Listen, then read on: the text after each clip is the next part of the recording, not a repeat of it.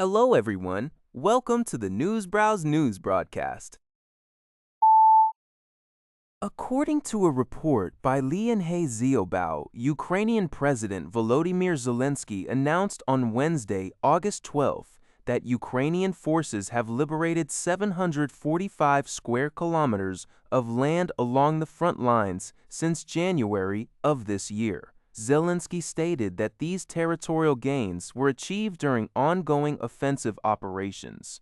He further noted that approximately 26 settlements located across the Dnipropetrovsk, Donetsk, and Zaporizhzhia regions have successfully returned to the control of the Kyiv government. The announcement highlights Ukraine's continued efforts to reclaim territories amid the ongoing war with Russia. According to a report by Al Jazeera, Lebanon's parliament has approved a highly anticipated general amnesty law just one day after formally abolishing the death penalty. This landmark legislation, the first of its kind in the country since 1991, passed via a show-of-hands vote and is expected to benefit thousands of convicted prisoners, detainees, and wanted individuals. The primary objective of the new law is to alleviate severe overcrowding in Lebanese prisons, which currently operate at an estimated 300% capacity, leaving many inmates to await trial for years. Under the new guidelines, death sentences and life terms will be reduced to 17 prison years, equivalent to 12 years and 9 months of actual time. It also mandates the release of individuals held without charges for over 12 prison years. While the bill has received strong backing from various political factions seeking relief for their respective communities, it has also sparked backlash. Some family members of slain Lebanese soldiers fear the law will grant undue leniency to perpetrators of violent attacks. According to a report by Liberty Times, the United States State Department has established a specialized task force to crack down on birth tourism networks and protect the integrity of U.S. citizenship. U.S. Secretary of State Marco Rubio announced on social media that the new Birth Tourism Prevention Task Force is dedicated to dismantling illegal syndicates that help pregnant foreign nationals falsify documents and bypass the visa system to secure birthright citizenship for their children.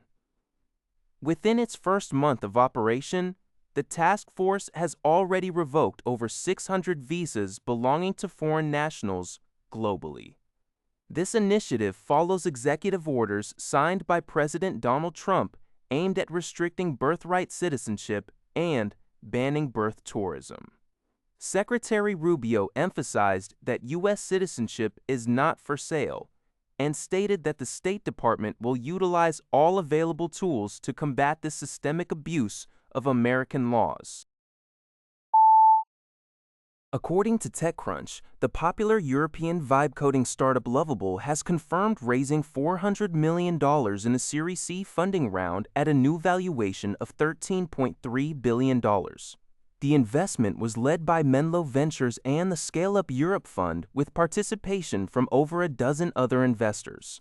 The massive valuation jump comes on the heels of impressive financial milestones, with Lovable hitting $500 million in annualized run rate revenue in June.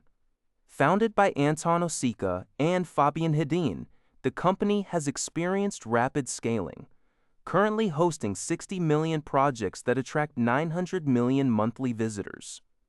To support its growing back-end needs, Lovable recently signed a major multi-year cloud infrastructure deal with Google Cloud and continues to offer its own custom-trained AI model alongside other frontier models.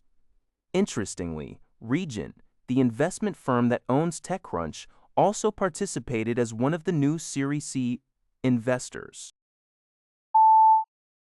According to a report by Zelensky, a senior Iranian source has revealed that Iran and the United States have not engaged in negotiations regarding the extension of their temporary ceasefire agreement, contradicting earlier media reports suggesting an agreement had been reached. The source emphasized that for any ceasefire talks to take place, Washington must first return to the temporary 60-day agreement signed in June, which collapsed after the U.S. allegedly violated it within 48 hours and subsequently withdrew. Iran demands that the U.S. provide a clear and explicit timeline for fulfilling its commitments before any official talks can resume. Iranian Foreign Minister Said Abbas Araghchi also reiterated that Tehran will not initiate negotiations as long as Washington continues to violate the temporary pact. Currently, the two nations are only exchanging indirect messages through mediators from Pakistan and Qatar. That's all for this video. Thank you for watching. See you in the next video.